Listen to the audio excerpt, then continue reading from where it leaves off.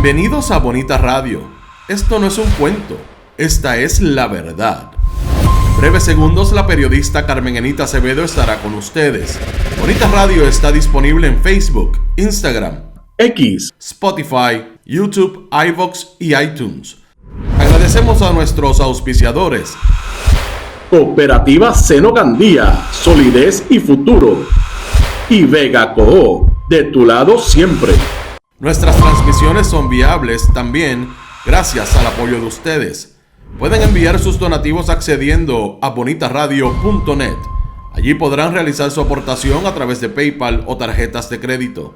También pueden realizar su donativo por ATH Móvil Negocios a la Fundación Periodismo 21. O pueden enviar un cheque o giro postal a PMB número 284, P.O. Box 194000, San Juan, Puerto Rico 00919-4000. Bonita Radio, esto no es un cuento, esta es la verdad. Con ustedes, la periodista Carmen Enita Acevedo, en directo desde el estudio Roberto el Indio Acevedo. Muy buenos días y espero que estén súper animados después del gran sueño. A las 8:04 de la mañana, el miércoles 12 de marzo del 2025. Vamos a hablar de las acusaciones y la fijación de fianza a Wilfredo Rodríguez, el médico Happy Trigger de Bayamón. También del fentanilo en las cárceles. Y lo que me recuerda esa historia de propaganda de la ex secretaria del Departamento de Corrección y Rehabilitación de la Administración Pierluisi, Ana Escobar. Lo que dice ICE que está pasando en las cárceles y que siguen muriendo confinados precisamente por la sobredosis de esta droga letal. Que Víctor Ramos sigue en problemas serios, sobre todo cuando salen documentos. Salió el cheque que sacó de la cuenta escrow que le dijo a los inversionistas del plan de salud del Colegio de Médicos y Cirujanos que iba a dejar en esa cuenta escrow, solamente con ellos se podía sacar el dinero, pero los movió de la cooperativa de Isabela, de esa cuenta escrow a una cuenta que solamente dominaba él y el tesorero del Colegio de Médicos. Malito. Y la gobernadora sigue insistiendo en que todo está bien. Mujica le dijo a la gobernadora, no te vistas que no vas. Participamos de ese esfuerzo de la supuesta rehabilitación del sistema y ese grupo de trabajo, pero no necesariamente vamos a estar de acuerdo con todas las políticas que se implementen ahí. Importante e interesante. Definitivamente lo que Pedro Cardona Roy dejó caer sobre Roberto Cacho y lo que dijo en la vista pública para establecer que había querido venderle los terrenos al fideicomiso de conservación y estos denegaron. Interesante porque lo cogieron en pifia. No es cierto. Yo quiero hablar exclusivamente de esa línea de lo que le quería vender los terrenos, etcétera, porque ahí es donde está el truco, la especulación. Y Roberto Cacho Pérez es experto en especular. Precisamente lo que hizo en Vieques y dejó al gobierno con un montón de decretos que le dieron y quebró el Hotel W en Vieques. Vamos ustedes, esas son las informaciones que tenemos para hoy, no está tan fuerte, pero obviamente tenemos que siempre conversar con ustedes. Por ahí llegó Brenda Gómez primero, le comió los dulces a Florence, saluda a Florence, Magdi Cabán, Humberto López, está Rosa González, Marisol González, Eduardo Núñez, Edgardo Sangudo, Sandra Infanzón, Jesús Papo Doner, Carolyn Miranda. No se olviden, pueden donar por aquí, siempre que estemos en vivo por este chat. Mildred Lozada está por ahí, Marisabel Santiago, Mick Bernie, Luis Daniel Ortiz, Germin Alvarado, José Rodríguez, Carlos Maldonado, Tito Crespo, Luz Díaz desde Winter Garden, Iván Carradero también cerca, por allí por Florida, Cruz Violeta, Irving Maldonado, está Vivian López, Heidi Ramírez desde Michigan, María Colón Sánchez siempre desde la montaña, saludos, Edwin Rivera, José Rivera, Carmen Dávila, Aices Camilo. Carmen, déjate de estar tomándote fotos con mis hermanas, esa es mi hermana. Rosángela Torres también está por ahí, Edgar Sánchez, Carmen Rivera Pagán, Vivian López, Zoé, Mike E., gente nueva, Gianni Moreno, Iber Grajales, María Busó, Iris Rinkel, siempre está por ahí Irisita Delgado, mi amiga Irisita, Norberto Cancel. Oye, Irisita, dame hijos de las matas esas chicas que a mí me gustan las plantas, sobre todo las orquídeas. Nereida Ramos, H. Luis Guadalupe, José Rodríguez, Isabel Ortiz, Irving Maldonado, gracias. De por allá mismo llega Malungo, Sergio, desde Guayanilla, todo el mundo. Lourdes Ríos también está por ahí. Bueno, yo le digo Irisita porque ella pone unas super orquídeas, entonces no me envía hijos, Irisita, ¿qué pasa? Bueno, vamos a empezar con el caso que yo les dije que tenía que estar bien pendiente de Wilfredo Rodríguez Rivera, ese médico de 50 años de Royal Town en Bayamón, porque se le atravesó un joven o le hizo un corte de pastelillo en el momento en que él conducía su vehículo Tesla por el mismo medio de 2 carriles en la avenida, en la carretera 167 en Bayamón, pues sacó el arma de fuego y le pegó 2 tiros. Sí lo acusaron de asesinato, de intento de asesinato. Le fijaron una fianza de 150,000. Importante. Obviamente tiene 49 años, dije 50, le puse uno de más. El joven de 25 años todavía está convaleciendo, pero está mejor. Yeriel Francisco González Rivera está en recuperación, fue sometido a operaciones, 2 disparos, uno de ellos lo alcanzó en el costado y el otro en el muslo. Específicamente, los cargos de ley de armas, disparar un arma de fuego en un lugar público, pero la tentativa de asesinato es importante.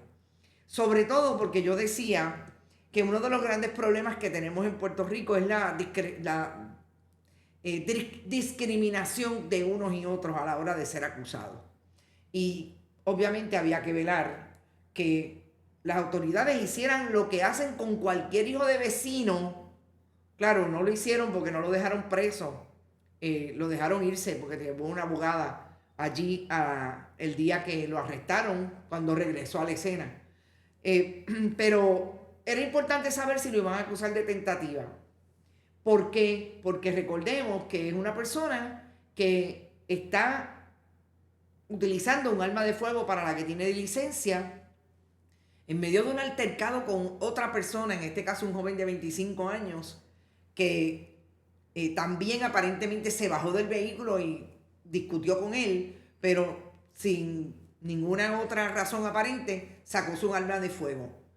Importante darle seguimiento porque el joven no tenía arma de fuego, ni tenía un palo, ni tenía un tubo en la mano para darle a Wilfredo Rodríguez Rivera. Y él sacó un arma de fuego y le pegó 2 tiros. ¿Eso es tentativa de asesinato? ¿Había intención? Pues claro, si usted tiene un arma de fuego y sabe lo que hace esa arma de fuego, la otra persona no está para nada con un arma que podría amenazar su vida y usted utiliza esa arma de fuego, pues claro que lo quería matar, porque las balas matan, ¿sabes? Y yo creo que es importante destacarlo. Eso fue lo que hizo la policía y me parece que el inspector Roberto Ramos lo dijo clarísimo ayer. Precisamente, el joven no tenía nada encima, hay video. Vamos a ver qué pasa con el caso en el tribunal, porque obviamente tenemos que darle seguimiento a lo que pueda establecer el caso en términos de su investigación. Para hablar del Departamento de Corrección y lo que está diciendo la directora de ICE en Puerto Rico, Rebeca González, me parece que es importante irnos tan atrás como cuando Ana Escobar decía que ella no sabía de dónde salía tanto fentanilo. Y hay un titular que a mí me llamó siempre la atención, precisamente de eso que Ana Escobar decía, que las autoridades estaban bastante en blanco. Decía en el 2023 Ana Escobar que ante el alza de las muertes por fentanilo iban a reforzar las medidas de prevención y detención. Esta era una Ana Escobar que sabemos que era súper vocal desde el punto de vista de lo que significaba para ella haber salido de la cárcel de mujeres de Vega Alta y en algún momento convertirse en la secretaria del Departamento de Corrección y Rehabilitación, pero siempre hablando desde lo que le movía, y era ser una comisionada de barrio del Partido Nuevo Progresista en la Administración de Corrección. Y yo creo que esto es importante contextualizarlo porque nosotros ahora mismo estamos viendo cómo el gobierno de Jennifer González no deja literalmente hablar a los jefes de agencia. Los jefes de agencia van a una conferencia de prensa con la gobernadora Jennifer González Colón y lo que nosotros vemos es un silencio y unas caras. Y de hecho, déjenme buscar una historia, una foto, porque yo creo que es súper importante. Unas caras de esos jefes de agencia asintiendo con la cabeza. Todo el tiempo.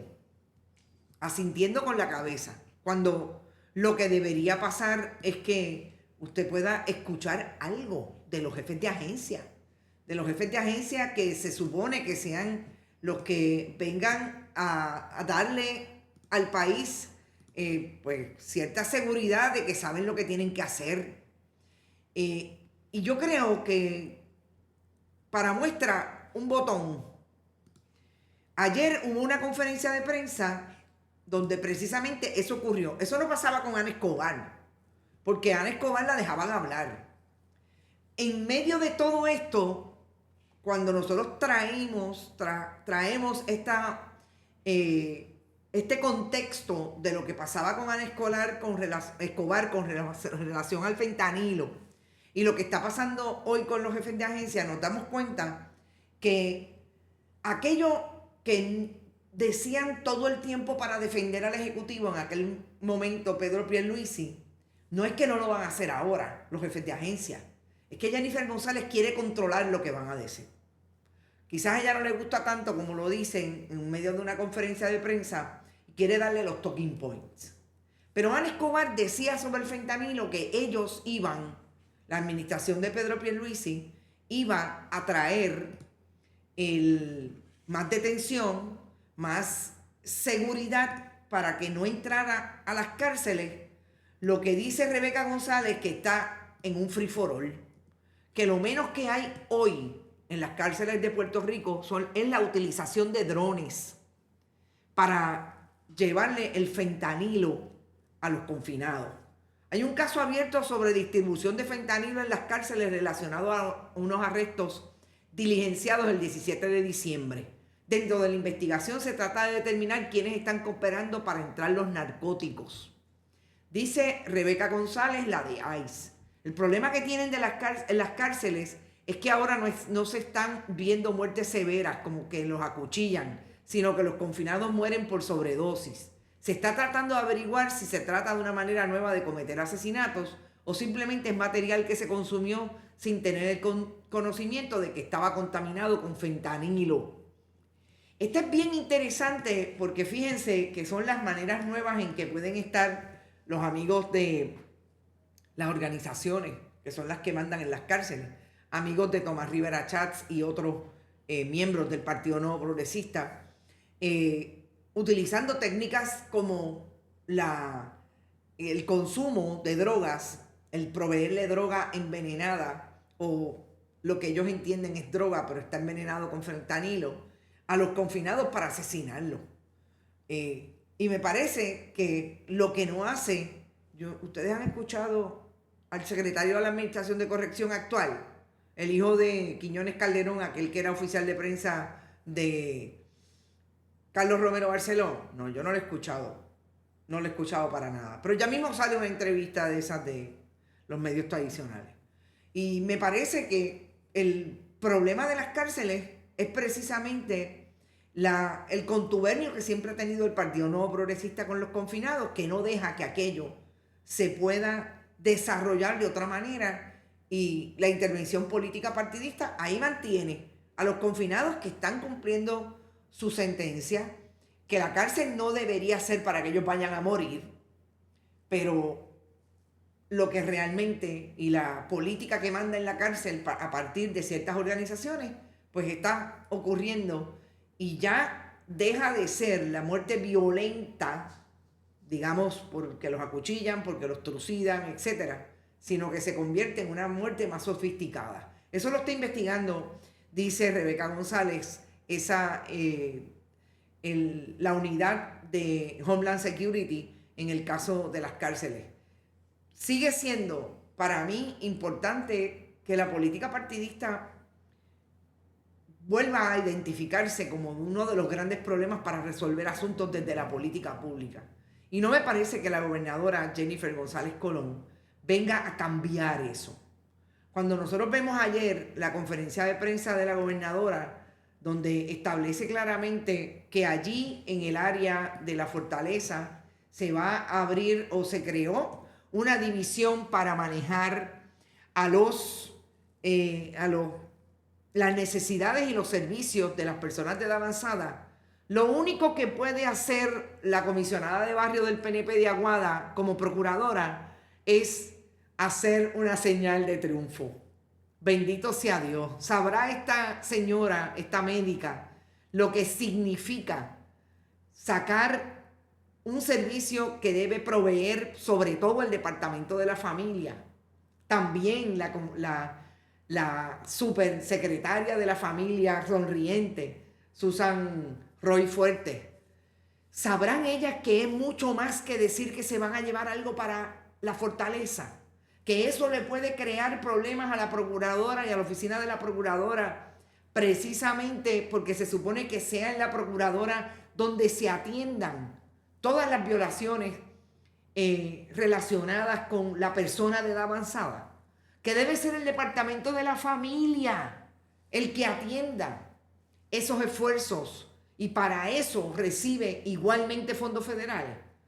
Yo a veces pienso que este es el problema de ser más del partido que de los servicios que prestan, pero sobre todo, más del partido que el conocimiento que puedan tener para hacer un buen trabajo como jefes de agencia.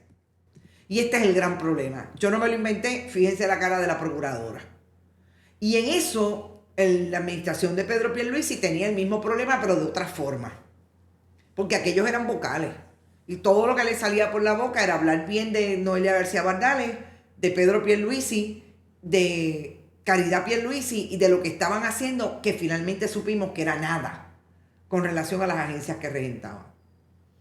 Así que me parece, una vez más, importante lo que está ocurriendo en el renglón de las agencias públicas y los jefes de agencia y esta comparable o análisis cruzado que siempre tratamos de establecer y que los contextos están ahí.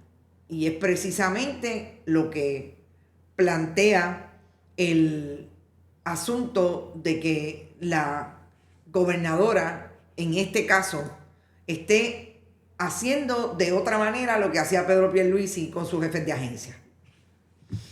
Eso para plantearnos dónde está el asunto de el fentanilo en las cárceles. Esta información sí me llamó la atención porque pensaríamos que todo está pinche sancrín entre la Junta de Control Fiscal y el gobierno de Jennifer González.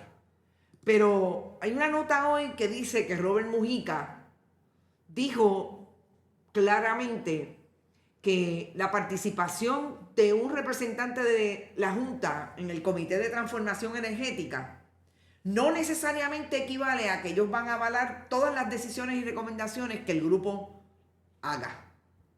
Como director de la Junta, escribo para aclarar la participación y el rol de la Junta de Supervisión en el Comité de Trabajo de Transformación Energética de Puerto Rico y en los comités gubernamentales en general. Deseamos aclarar que la participación del personal de la Junta en cualquier comité no implica un acuerdo o apoyo a las decisiones o juicios de ese grupo, a menos que se indique lo contrario. El rol del personal de la Junta u otros comités es para proveer la perspectiva de la Junta de Supervisión en los asuntos y mantenerse informada en los desarrollos relevantes. En esta foto bastante asustado, me parece que lo que dice Robert Mujica es no te vistas que no va. El gobierno de facto somos nosotros. Y lo que ustedes decidan allí, por el hecho de que yo tenga a alguien sentado allí, no quiere decir que nosotros estamos de acuerdo. Y que la palabra final del plan fiscal de la Autoridad de Energía Eléctrica, la palabra final del presupuesto del pueblo, del gobierno de Puerto Rico, es de la Junta de Control Fiscal. Y a mí me parece que todo eso es importante porque ustedes saben que recientemente nosotros vimos a la Junta salir públicamente a decir algo que no le había dicho a la gobernadora Jennifer González Colón. Yo no sé si es que ellos pensaron que el que se sienta como representante del gobierno ante la Junta, Francisco Domenech, tiene el problema de que también representaba a bonistas precisamente de la Autoridad de Energía Eléctrica. Yo no pensaría, porque si hay alguien que tiene conflicto son los miembros de la Junta y están ahí sentados. Pero por alguna razón no hay confianza. Y ahora tienen que enviar una comunicación aclarando que si yo me siento allí no es porque estoy avalando lo que dice allí. Es decir, no me pongas allí para dar la impresión, y esta me parece buena, dar la impresión de que yo estoy apoyando todo lo que tú estás haciendo en ese comité. Sobre todo en momentos en que rescatan a ese, en momentos en que rescatan a New Fortress. Todo eso va a ser interesante como la Junta lo va a manejar. Porque eso tiene que ver con el presupuesto. Tiene que ver con los planes del gobierno para la transformación energética que sabemos dónde está. Y vamos a hablar ya mismo de eso porque hay 1 minuto 7 segundos de Josué Colón con el compañero Rafael Lenin que me parece bien interesante traerlo. Así es que, no sé, Jennifer González no está tan claro que esté súper bien con la Junta de Control Fiscal. Y a eso, y qué bueno que también podemos traer esto en el contexto de la Junta.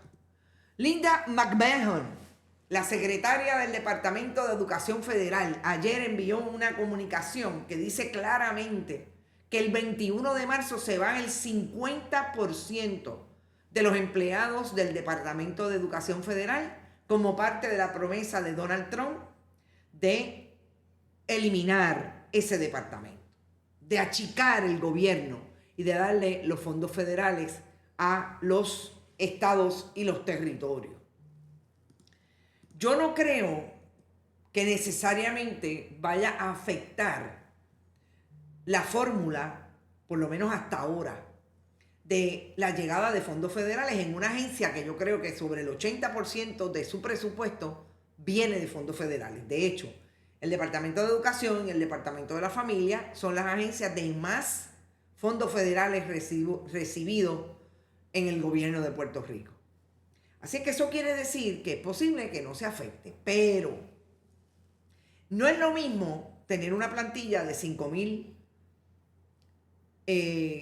empleados al 21 de marzo, desaparecer los 5,000 o por lo menos al día de hoy 2,400 y pico de empleados menos. Se bajó la plantilla en un 50%. Que trabajar con 5,000 a trabajar con 2,500, algo se tiene que afectar. Yo no estoy diciendo que se afecte la llegada. Yo estoy diciendo que quién va a establecer la fórmula, cómo se van a establecer las fórmulas y sobre todo, cómo llegan, con qué rapidez van a llegar. Cuando tenemos un inicio de clase que sabemos todos los tropiezos que tiene y muchos de ellos, sobre todo la recuperación o la rehabilitación de las escuelas dependen de que los fondos lleguen o no lleguen. Sobre todo cuando tenemos un nivel del Departamento de Educación de Educación Especial que también depende de fondos federales y ahí están los proveedores de servicios que saben cuán lento es el departamento pagándole. Todo eso a mí me parece súper importante. Ustedes han escuchado algo y quizás ustedes lo han escuchado y no, yo no lo he escuchado. de la gobernadora Jennifer González Colón estableciendo cuál es el plan para trabajar con una posible reducción de empleados no posible, ya es una realidad. ¿Y cómo afecta eso el trabajo y la llegada de fondos federales al Departamento de Educación? Yo no lo he escuchado. Yo he escuchado a la gobernadora hablando de lo que va a ser el primer caballero. Yo he escuchado a la gobernadora hablando de cómo es tan feliz porque sus hijos están grandes. Yo he escuchado a la gobernadora dedicándole mensajes en sus redes a que ella es una fan de Lynda Carter y su personaje de la Mujer Maravilla y que ella recibió un afiche que le dio su amiga congresista firmado por Lynda Carter. Yo no he escuchado un solo plan de la gobernadora Jennifer González Colón sobre el asunto de cómo va a afectar la eliminación del Departamento de Educación Federal a Puerto Rico. No lo he escuchado. Y a mí me parece que esos son los temas importantes, más allá de si los nenes están grandes, si los nenes están lindos, si los nenes les gusta la Mujer Maravilla, si a ella le gusta, y cuántas veces más se van a hacer un selfie con sus amigos congresistas, ella y su esposo José Jovín Vargas. Me parece que de eso es lo que un gobernador o una gobernadora debe estar hablando. Pero no, la gobernadora no le ha dicho al país qué va a pasar con ese esfuerzo, esa promesa de campaña de Donald Trump que está cumpliendo. Y que su amiga, porque ella dice que su amiga Linda McMahon empezó a cumplir, la empresaria de la lucha libre, allí en el Departamento de Educación. Así las cosas, me parece que la gobernadora sigue teniendo un grave problema para poder establecer cuáles son las prioridades del gobierno, de su gobierno, desde el pasado 2 de enero. Y que nos hemos enterado de todas las cosas que a la gobernadora le gustaría hacer precisamente por las redes sociales y no necesariamente tienen que ver con la política pública. Tienen que ver con sus deseos de mantener un perfil y un resumen de que fue gobernadora. Decía Juan Dalmau el otro día que a él le parecía, en la entrevista que le hicimos la semana pasada, que a él le parecía que la gobernadora no quería gobernar, que la gobernadora quería llenar un esfuerzo en su bucket list. Y cuando usted llena una expectativa que tiene de vida en su bucket list, no necesariamente está cumpliendo con la función, por ejemplo, para la cual fue nombrada, en el caso de la gobernadora. Porque usted solamente lo quiere ver en el resumen. Y pues hay gente que piensa que lo más importante es decirle al país desde la manipulación del gobierno de Puerto Rico que ella es amiga de fulano y de sutana. Eso le llaman en inglés el name dropping. Yo nunca había visto una gobernante con más capacidad de expulsar el name dropping que la gobernadora Jennifer González Colón. Y lo hace todo el tiempo. ¿Está trabajando? No sé. Dice Juan Dalmau que no. Bueno, hablando de trabajo, quizás la silla más importante, una de las más importantes del gobierno de Puerto Rico, para Jennifer González Colón como gobernadora a nombrar, era la del secretario del Departamento de Salud. Por todos los problemas de salud pública que hay en Puerto Rico, que es interesantísimo que ayer no mencionó una sola medida que pueda establecer que va a ir en favor de los viejos y las viejas de este país con su relación con los planes médicos. No puede hacerlo. Pero la Secretaría del Departamento de Salud, nosotros esperábamos que viniera una persona que no tuviera, pero mire, manera de que el periodismo independiente, el periodismo tradicional, nadie pudiera sacarle algo que pudiera tener o colocarlo en problemas para ser el secretario del Departamento de Salud. Y yo creo que la información relacionada con este plan de salud del cual se perdieron 1.4 millones de dólares, el actual presidente del Colegio de Médicos y Cirujanos dice que no lo ha encontrado por ninguna parte. Todavía le falta excavar una fosa allí en Río Piedras, donde tienen la oficina, a ver si lo encuentran enterrado. 1.4 millones de dólares. En ese esfuerzo, Jennifer González Colón ha dicho que Víctor Ramos tiene toda su confianza porque aquí lo que están haciendo es manchando su reputación. Y que definitivamente, cuando ella lo nombró, estaba clarísima de que esta era la persona que debía ocupar ese espacio y esa secretaría porque tiene todo el expertise para hacerlo.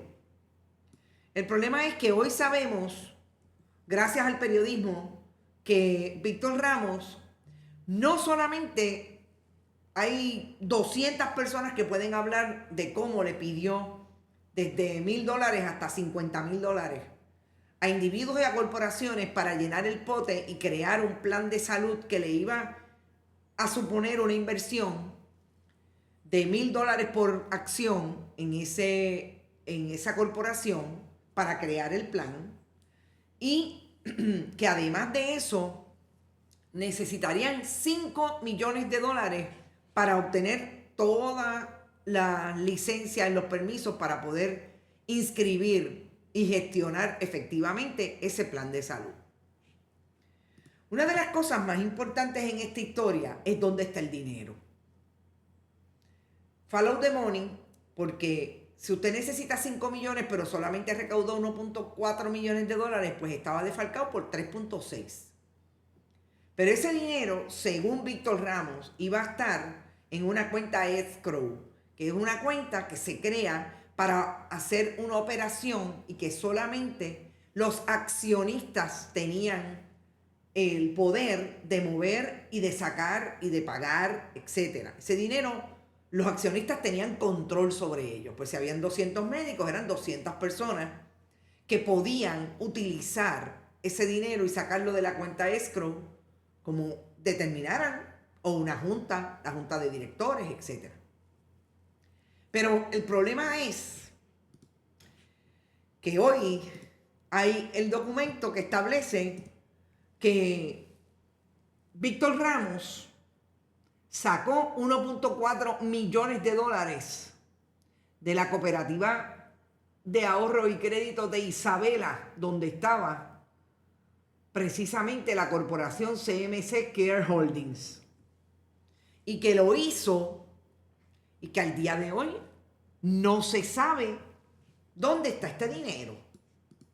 Este es el problema que tiene la gobernadora cuando ella dice, y les voy a hacer un zoom de, fíjense quién lo sacó: Víctor Ramos, el presidente entonces del Colegio de Médicos y Cirujanos. El mismo que fue donde el médico de la montaña y le dijo: dame 50,000 pesos, que esto es un gran negocio. Y el médico, a pesar de que tiene una sociedad de bienes gananciales y su esposa parece que también era parte de su corporación, le dio los 50,000 pesos y ahora está arrepentido porque los perdió. $50,000, como si fueran 50 chavos. Pero quien sacó este dinero de esa cuenta fue precisamente Víctor Ramos. ¿A dónde lo envió Víctor Ramos? Esos 50,000, ese 1.4 millones. A una cuenta que solamente manejaba él y el tesorero en aquel momento del Colegio de Médicos. Y déjenme decirle el nombre porque bendito, hay que decírselo con todas las letras. El cheque de noviembre del 2017 vació la cuenta de CMC Care, como ustedes ven, y solamente lo envió a una cuenta que solamente podían manejar él y el doctor Roberto Pérez Nieves, que era entonces el tesorero. Pero ¿y cómo es posible? Y Jennifer González Colón dice que le están manchando la reputación. Miren, yo creo que aquí va a haber más información. Estoy segura que los médicos van a hacer, ojalá hagan una conferencia de prensa a los 200 y los veamos allí con todo y toga. Perdón, y le dije toga, no son abogados. Y la famosa bata blanca, para que digan: yo puse 5, yo puse 35, hay una corporación que puso 35. Gente, yo no sé, pero no pinta rosa, no pinta rosa. Vamos a la Autoridad de Energía Eléctrica. Ustedes saben que siempre he dicho que a pesar de que me parece que llegó tarde a decir la verdad, Josué Colón es una persona que tiene credibilidad porque aparentemente es un gran ingeniero en ese mundo de la ingeniería eléctrica y sabe de lo que habla cuando habla de las deficiencias del sistema, etcétera, etcétera. Pero yo digo que llegó tarde a decir la verdad, porque siempre me ha parecido que Josué Colón es un buen PNP al servicio del Partido Nuevo Progresista, que se ha beneficiado de ser PNP. Sabemos lo que pasó con su retiro. Se quería retirar antes, le trucaron el retiro y después tuvo que devolver unos chavitos porque no era cierto, que no se podía retirar a la fecha que él decía. Pero esas eran las cosas que pasaban en la Autoridad de Energía Eléctrica de Luis Fortuño. Y ahí está la evidencia. Y nosotros lo confrontamos con ella y por eso no nos habla, bendito. Ay Dios. Se ha olvidado el público, pero no importa. Y Josué Colón, ayer... Ustedes saben que Luma Energy, además de cerrar las famosas oficinas regionales en San Sebastián, en Santa Isabel, en Utuado, en Adjunta, 8 en total, pues dijo que se iban a cuatriplicar. Se le va a ir la luz hasta el gato, hasta Navi y Ana Violeta que viven en el patio en casa. Se les va a ir la luz en verano. Porque obviamente la demanda es mayor y el sistema de generación está donde está y no hay manera. Yo quiero que ustedes escuchen lo que Josué Colón le dijo al compañero Rafael Lenín sobre este asunto que es nuevo para Luma, de que hay mayor consumo en verano. Y que ahora la gobernadora está tratando de decir que lo más importante entonces es gasificar AES en lugar de carbón. Vamos a llevarla a una menos mala, dijo ella ayer, aunque es más cara, para... gasificarlo y que haya generación. El problema es que la propia gobernadora sabe que esa gasificación no va a llegar de aquí a verano. Y entonces para eso se inventó que va a traer barcaza.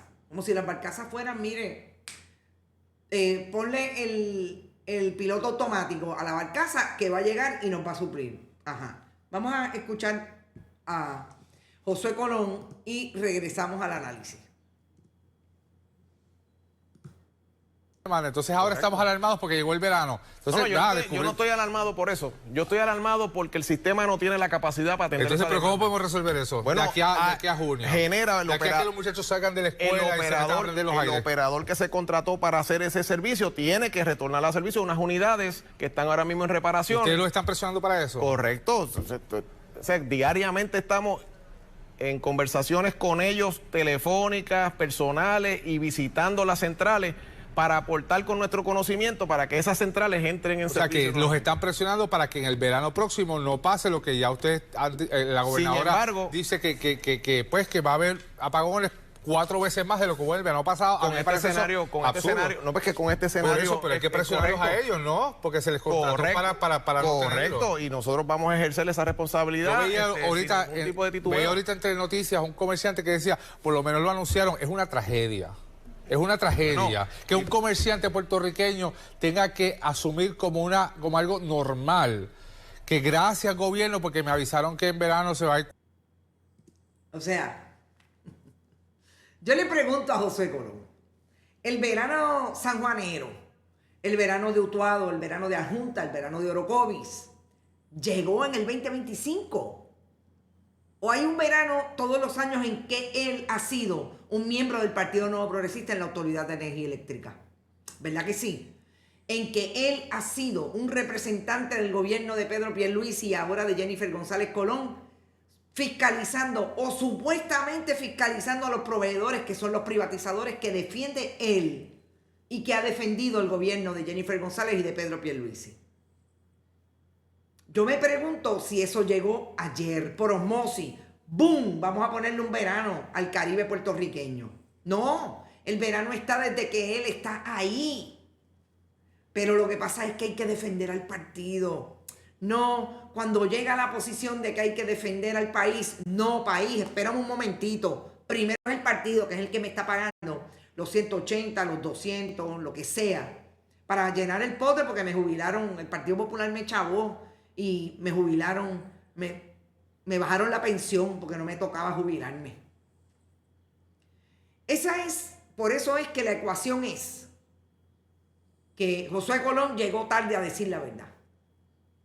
Porque si vamos a decir la verdad, y voy a ponerme yo como ejemplo a los periodistas. Si los periodistas vamos a decir que la privatización es buena y vamos a cumplir con la exigencia del medio para el cual trabajamos, que la privatización es buena y que la Junta de Control Fiscal es buena, estamos engañando al país desde el día 1. No le estamos trayendo la información de cuáles han sido las ganancias y las pérdidas de la privatización de servicios básicos como el de energía eléctrica. Los periodistas entonces engañamos al país. Si hay un jefe de agencia que sabía desde el día 1 que la privatización era mala, era Josué Colón. ¿Y qué hizo? Plegarse a lo que le dijo el partido, a lo que le dijo Tommy, a lo que le dijo Pedro Pierluisi. Ay, María, ¿cómo estará Tommy, verdad? ¿Estará bien de la alta presión? Ese es el problema de Josué Colón, ese es el problema de llegar tarde. No a la repartición llegó primero, porque tiene un sueldazo como Sal de Energía. Llegó tarde a decirle la verdad al país. Y vamos a buscar entonces quién le dice la verdad al país o quién le trae información al país que realmente es importante en el contexto de Esencia. Ese proyecto que amenaza de sacar del litoral costero de Boquerón a los caborrojeños y a todos los puertorriqueños y ciudadanos que han hecho de este país su patria, que querramos ir a consumir lo que la naturaleza puertorriqueña nos ha tenido ahí desde el día 1, en medio de reservas, recursos arqueológicos, etc. Y es que ayer Pedro Cardona Roy trajo una información que a mí me parece fundamental para entender cómo Roberto Cacho le ha mentido desde el día 1 a Puerto Rico cuando se acerca a proyectos en que él es un inversionista que quiere que el gobierno le mantenga su negocio, por lo menos por los primeros 10 años, con los decretos contributivos. Roberto Cacho, aquí con su esposa Ileana Cambó y la esposa del gobernador Pedro Pierluisi, la licenciada Anzoátegui Blanc, es esa persona que busca hacer negocios alrededor de las tierras que tiene. De hecho, es dueño de de algunas propiedades en Santurce que también están pasando la salsa de Guayacán con este inversionista. Precisamente lo hizo en Vieques, decretos contributivos para después empezar las operaciones y llevar a pérdida esos negocios y dejarlos allí. De hecho, el Hotel W se lo vendieron finalmente a uno de los criptomillonarios que se instaló en Puerto Rico, el que está acusado o ha sido acusado de agresión sexual contra menores en Estados Unidos, Brock Pierce. Pues Roberto Cacho tenía un interés, y yo lo he traído todas las veces que hablo de Esencia porque es una investigación nuestra, de desarrollar los terrenos que su familia también tenía allí en el área de Cabo Rojo, sobre 600 cuerdas de terreno. Y empezó a gestionar en el 2015 la venta de esos terrenos para una persona o para un fideicomiso con interés, porque decía que tenía tasaciones de sobre $75 millones para esas cuerdas. El urbanista trae ayer un tracto de todos los documentos que se supone que también estén en el tracto digital de la Oficina de Gerencia de Permisos sobre lo que trajo Roberto Cacho en su presentación. No olvidemos, Roberto Cacho en su presentación sobre Esencia el pasado viernes en la tarde. Y ustedes recordarán que yo les decía que me llamaba la atención que Roberto Cacho estuviera en el esfuerzo de las vistas públicas, porque él decía que él no tenía nada que ver con Esencia, y que como él no tenía nada que ver con Esencia, pues él lo que iba a hacer era atraer información para desmentir que él tuviera algo que ver. El problema es que no solamente nosotros lo hemos traído con pelos y señales, que él era el dueño de Cabo Roland Acquisition, etc. Cuando en el 2019 consiguió los decretos contributivos, cuando desarrolló junto a Ricardo Álvarez Díaz y a Cristina Villarón el diseño de Cabo Rojo Bay, etcétera, etcétera. Es que se sentó el viernes a desmentir la información que trajo para la naturaleza o el fideicomiso de conservación sobre cómo en el 2015 trató de venderle los terrenos en $75 millones. 75 millones de dólares porque él decía que esos terrenos estaban valorados como tal. Pero lo que él decía valía esa cantidad.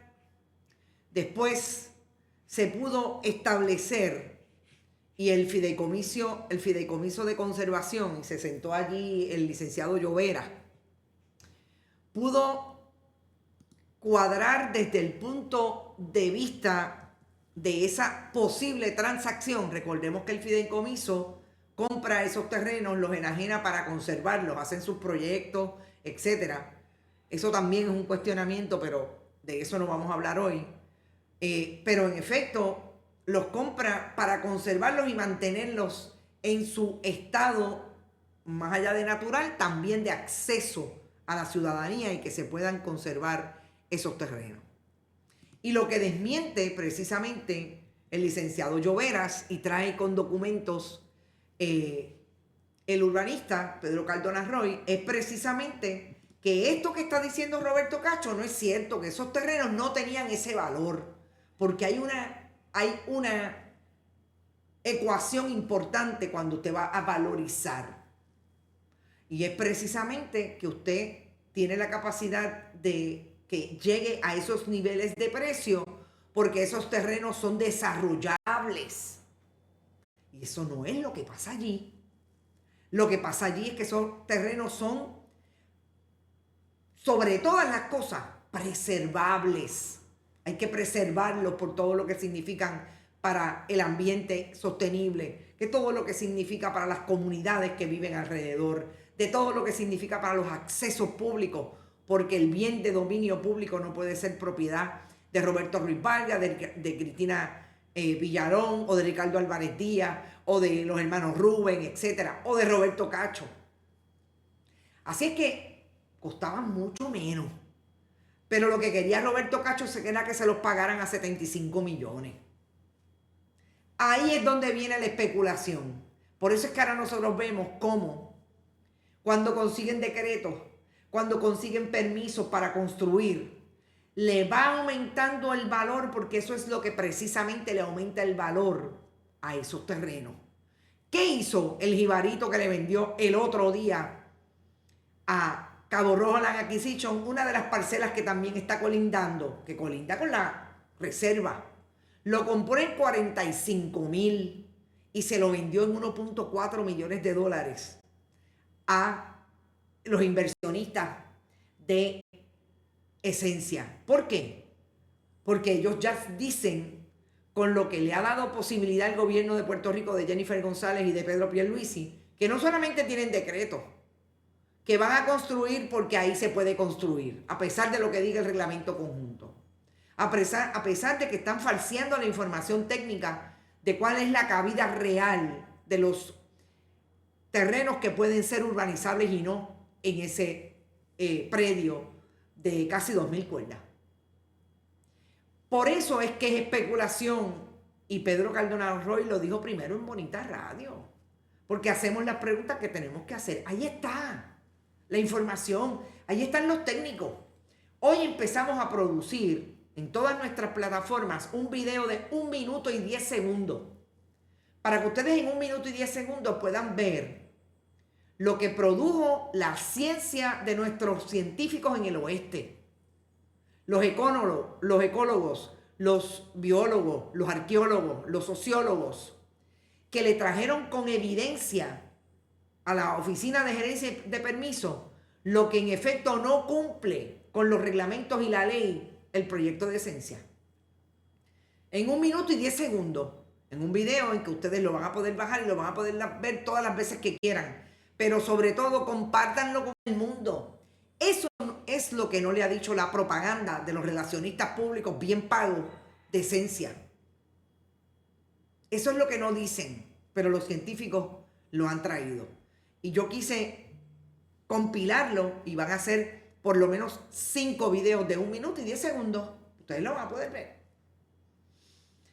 Porque esa especulación de los terrenos de Roberto Cacho con el proyecto Esencia es lo que está ocurriendo con Punta Bandera. Hoy lo quieren vender a $12 millones. Y ese terreno en Mata de Plátano creo que no les costó ni 2. Porque allí quieren desarrollar en medio de un mangle, en medio de un embalse. Todo eso ocurre cuando se quiere desarrollar a la trágala. Y la gobernadora de Puerto Rico, bien, gracias. Bueno, yo quiero terminar con esta imagen de una joven que no sabía que conozco a su madre, la ex compañera periodista Betsaida Ramírez Allers. Isabela es una joven que está en el espectro de autismo, muy dotada con una experiencia particular desde su aprendizaje. Y el Departamento de Educación no termina de definirle precisamente su programa de educación individualizada, el famoso PEI. Y es terrible la narración de cómo desde Canóvanas, Carolina, ha ido a escuelas en que no hay manera que el departamento cumpla con la responsabilidad de educar a esta niña. ¿Cuándo Jennifer González Colón va a hacer algo con la terrible experiencia de los padres y las madres en el Departamento de Educación con el sistema de educación especial? Yo he tenido la experiencia personal con estos jóvenes que quieren estudiar, que tienen la capacidad de otra manera, a otro ritmo, sí, a otro ritmo. Y se supone que el Estado les provea la educación. ¿Cuándo va a decir algo Jennifer González sobre estos casos? Veremos. Por favor, que no sea desde la manipulación y tratar de ir a buscar a la nena para llorar y tener un evento mediático con ella. La madre y el padre han tenido que salir públicamente como tantos otros, precisamente porque nadie en el Departamento de Educación los quiere escuchar. Y me voy a ir con algo genial, que es una imagen que se reproduce hoy desde Utuado, para dejarlos con lo bello que es este país y que deberíamos estar cada vez que podamos en estos espacios. Gracias por estar, no se olviden, vayan a bonitasradio.net, pueden donar allí tarjetas de crédito PayPal, fundacionperiodismo21.com.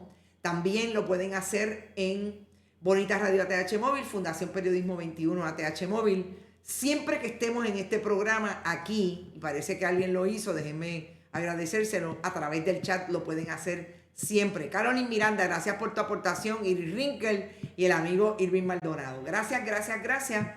Recuerden, compartan todos nuestros contenidos. Hoy tenemos mucho contenido en las plataformas, así que compartan el contenido, coméntenlo y díganle al mundo, aquí es donde te vas a informar, aquí es donde te vas a enterar de los contextos correctos, pero sobre todo de la información que tú tienes derecho a saber. Éxito. Nos vemos a la tarde. No, a la tarde no voy a estar. A la tarde me voy a coger un break porque tengo algunas cosas que hacer, pero volvemos mañana a las 11 de la mañana. Habrán desde el sillón, voy a hacer un desde el sillón ahorita para comentarles ciertas cosas. Y no se olviden, vamos a estar aquí siempre que podamos y tengamos la capacidad para hacerlo. No se olviden de mi amigo Rodrigo Otero Boico en el almuerzo deportivo a las 12 del mediodía. Nos vemos mañana, que la pasen muy bien.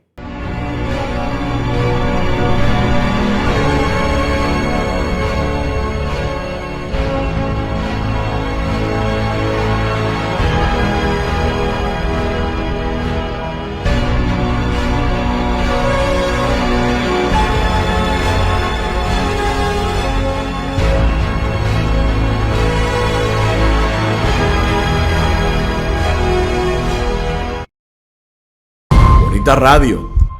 Esto no es un cuento. Esta es la verdad.